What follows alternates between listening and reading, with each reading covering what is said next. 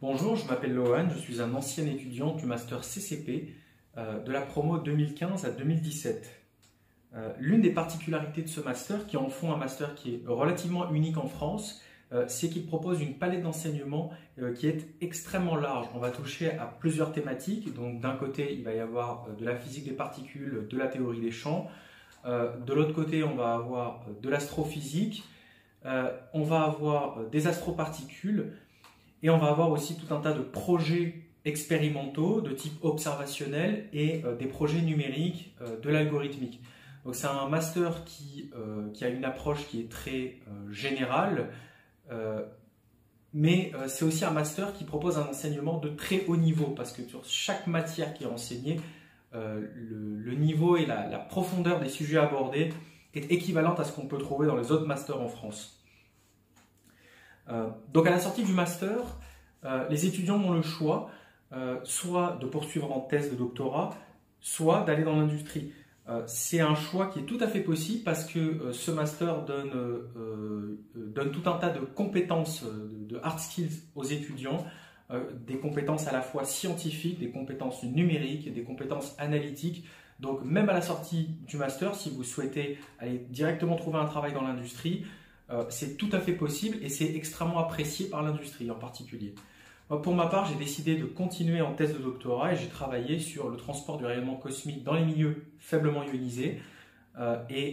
C'est seulement à la suite de ce doctorat que j'ai décidé de poursuivre dans l'industrie, donc je n'ai pas continué dans la recherche.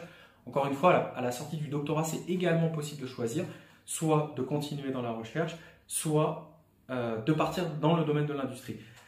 De la même manière, que ce soit à la sortie du master ou à la sortie du doctorat, lorsqu'on décide de poursuivre dans l'industrie, comme je l'ai fait par exemple, le choix des thématiques industrielles sur lesquelles on veut travailler est extrêmement vaste. Pourquoi? Parce que le master en question nous donne tout un tas d'outils et de compétences à la fois mathématiques, à la fois numériques, à la fois analytiques en termes de gestion de projet, qui permettent en fait de s'attaquer à un peu n'importe quel problème.